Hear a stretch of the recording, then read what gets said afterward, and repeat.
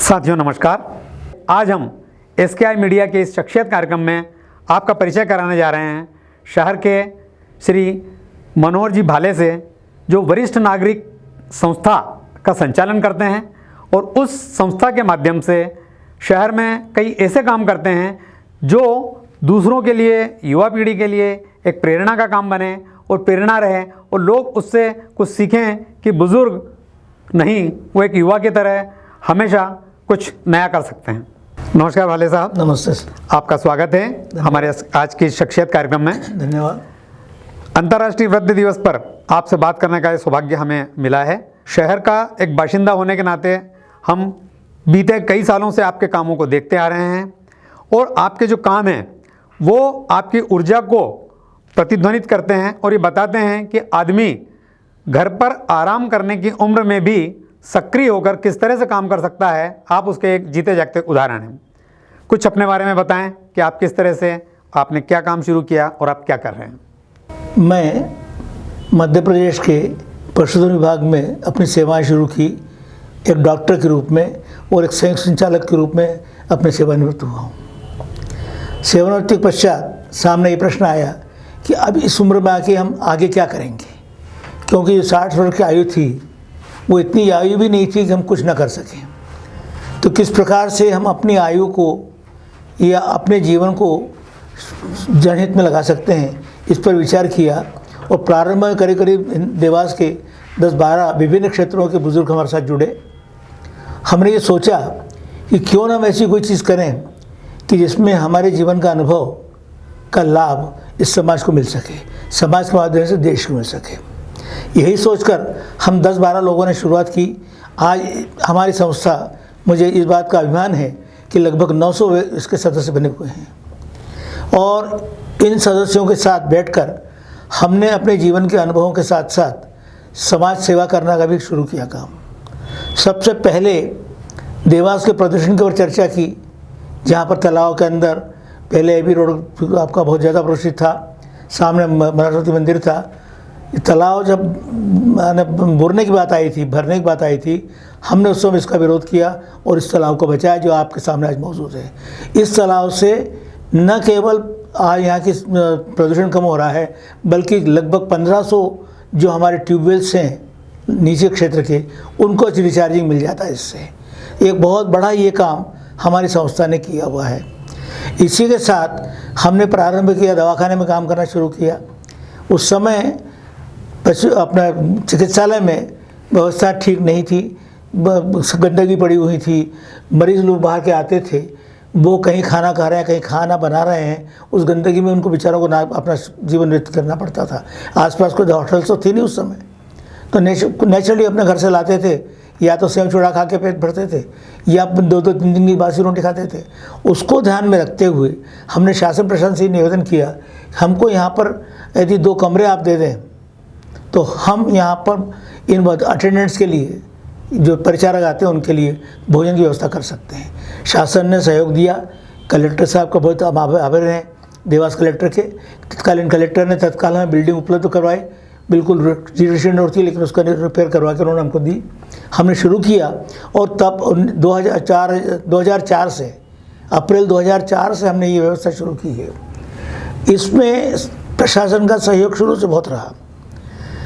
इसकी व्यवस्था में ये है कि हम केवल उस समय 2 रुपये में खाना बना के देते थे। दाल चावल सब्जी रोटी सुबह, दाल चावल सब्जी रोटी शाम को, सिर्फ 2 रुपये में। समय के साथ साथ हमने इसको 2 से 5 किया। हालांकि प्रस्ताव बहुत आए कि इस 5 को भी बढ़ाया जाए, लेकिन हमारे साथियों ने कहा कि जब हम कर सकते हैं व्यवस्था तो हम क्यों इसको बढ़ाएं, क्यों गरीब बाहर डालें। आज भी हम उसी 5 रुपये में खाना खिला रहे हैं लोगों को। खास करके ग्रामीण व्यक्ति, जो शहर से लोग आते हैं ग्रामीण से, उनके पास में खाने की व्यवस्था तो होती नहीं है।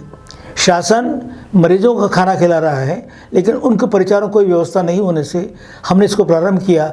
और मैं निश्चित रूप से जिला प्रशासन, देवास की जनता और क्षेत्र की परिजनता, इनका धन्यवाद देना चाहूँगा। हमें इस कार्य में तन मन धन से उनका सहयोग मिला। आज यहाँ पर ऐसा भी कृषक है हमारे साथ हैं जो हर वर्ष कम से कम 5 क्विंटल गेहूँ निःशुल्क, जैसे ही उसकी तैयार होती है फसल, 5 क्विंटल गेहूँ हमारी संस्था पे आ जाता है। इसी प्रकार से व्यापारी वर्ग है जो कभी तेल कभी कुछ मसाला वगैरह देते हैं। इस प्रकार से हमने शुरू किया और हमारे यहाँ केवल 3 कर्मचारी काम करते हैं, 2 स्वयंपाक मतलब खाना बनाने वाली भाई हैं और 1 चौकीदार। इन 3 व्यक्तियों के भरोसे हम चलते हैं, बाकी की व्यवस्था सब हमारे साथी लोग पूरी करते हैं। हर दिन शुरू से अभी तक का हमारा खास करके सिमस के टाइम में अतिशय काम बहुत बड़ा हुआ। हमने करीब 100 आदमियों को खाना खिलवाया यहाँ पर सिमस के टाइम पर। आज भी 25 से 30 सुबह और 25 से 30 शाम को आदमी खाना खाते हैं, जो इधर उधर भटकने के बजाय गंदे में खाना बना खाने के बजाय खाना खा रहे हैं। 1 नंबर 2 ये भी देखा हम उस अनुभव आया कि गरीबों के पैसे नहीं होते थे जो बाजार से दवाई खरीदें, तो हम लोगों ने अपने साथियों के सहयोग से एक दुकान पे पैसा रखना शुरू कर दिया। सिविल सर्जन से ये कहा कि भाई आपको इतने रुपए की दवाइयाँ, किसी नीडी व्यक्ति को, गरीब अमीर से कोई मतलब नहीं है, जिस व्यक्ति के पास आज सक्षमता जेब में पैसे नहीं है उसको दवाई की ज़रूरत है तो इधर उधर जाने के बजाय वो दवाई दुकान से ले ले, उसका पेमेंट हम इतने महीने में इतने रुपये करेंगे। तो सिविल सर्जन को अधिकार दे दी था हमने कि हमारा ये बजट है, ये महीने भर में हम इसको क्रय कर सकते हैं। तो एक प्रकार से वो शुरुआत की और आज आप देखेंगे कि परिवर्तन काफ़ी हो गया है।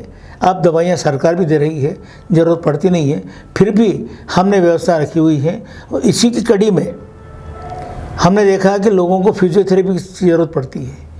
बाज़ार में यहाँ जो फिजियोथेरेपी सेंटर्स हैं वो करीब 100 से 150 200 रुपये रोज़ लेते हैं। हमने ये प्रारंभ किया हेल्पेज इंडिया के माध्यम से। हेल्पेज इंडिया ने बड़ी मदद दी, उसमें कुछ हमको मशीनें दी हैं जो हेल्पेज अपने फिजियोथेरेपी के लिए काम में आती हैं। हम केवल बुज़ुर्गों से 40 रुपये प्रतिदिन की प्रति व्यवस्था देते हैं, मतलब व्यवस्था करते हैं, और जो 60 से नीचे हैं उनको 60 रुपये लेते हैं।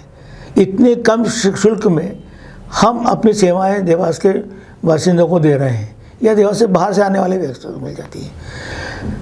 इसी प्रकार से लाइब्रेरी हमने व्यवस्था दी, लाइब्रेरी सरकारी लाइब्रेरी, उसका संचालन हम लोग कर रहे हैं, व्यवस्थाएं सारी शासन की हैं, वो आराम चल रहा है। इसके साथ में हमने इंदौर सेंट्रल पैथोलॉजिकल लैब जो है उसमें जो आपके जैसे डायबिटीज़ है, इसकी 2 टाइम की अगर आप डायबिटीज़ कराएंगे तो 100 रुपये लगते हैं।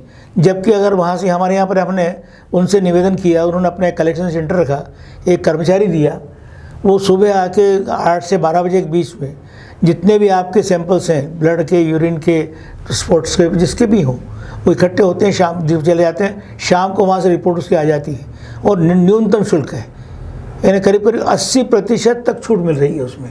ये भी एक देवास के शहरवासियों के लिए हमने बहुत बड़ा काम किया है। इसी प्रकार से हमने यहाँ पर योगासन के लिए भी अपने हॉल बनाया हुआ है, जिसमें योग शिक्षक आकर चाहें तो योग सिखा भी सकते हैं, वो व्यवस्था भी हमने बनाई हुई है।